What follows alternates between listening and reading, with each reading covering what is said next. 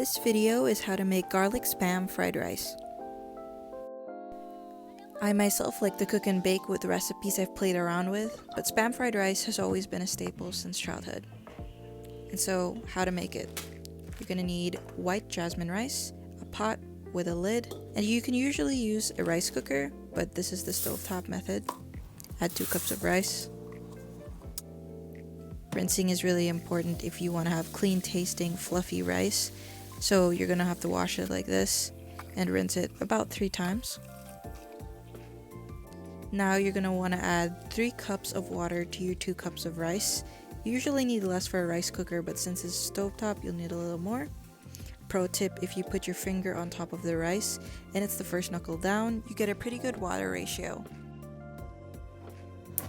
Next, put the heat on to high, put the pan in, and then put the lid on and wait for it to boil.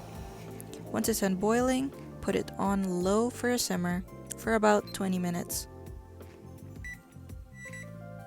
When that's done, you're going to want to turn the heat off and leave the rice to set with the lid on. Do that for about 10 minutes. When that's done, you've made perfectly cooked stovetop white rice. Now, you're going to actually want to keep this for a day in the fridge. On the day that you want to make your fried rice, you'll mince some garlic. You can make it any size you want. I just make it really small because I don't really like biting into garlic. I make it to about this size. For vegetables, I just peel some carrots. 1 carrot will do. I chop the carrot up into 0.25 centimeter thickness circles, but I cut them into little cubes afterwards. Next, I'm chopping up some green onions. I do 2 stalks rather than 1, but you can just keep it to 1 if you don't really like the flavor. This is how I like the green onions, just kind of small like that. This is 1-day-old rice. This is what you want to use because it's less sticky. So what I'm doing is I'm adding water and separating the grains of the rice. I didn't have enough, so I used some of the new rice that I just cooked, which is less good because it's a little more soggy, but it's good enough. Now I'm separating the grains. I usually use a wok, but not everyone has a wok. So today I used a wide, flat pan.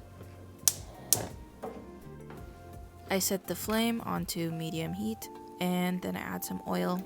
Too much oil, so I took some out in between cuts. But next I saute the garlic.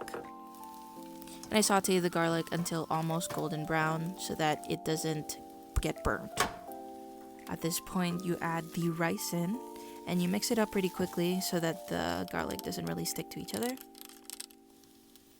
This is optional, but I added some sesame oil and I mix it up pretty quick.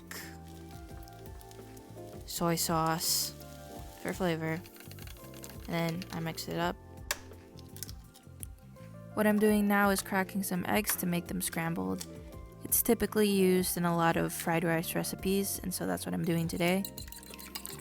I'm just basically scrambling the eggs right here.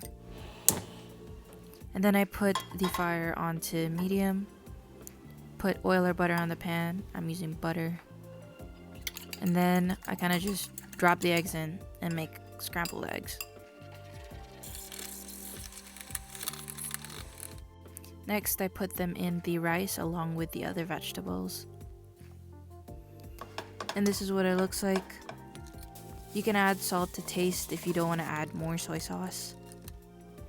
And typically, there is a meat substance in any type of fried rice. It's really optional though. I'm using Spam because I kind of ate it a lot in my childhood. But once you get it out, you're going to want to cut a centimeter thickness of the Spam. Then you're going to cut it into cubes. This is the size in which I like the cubes. I like it because it's really juicy like that. Next, I turn the fire onto medium again. Put the pan on. Put some oil, a good amount this time. And then I add in the Spam. Cook the Spam until it's golden, and then I add it into the rice. And then I mix it up. In the end, you have garlic Spam fried rice. It's really useful if you have leftover rice, but other than that, it's really good.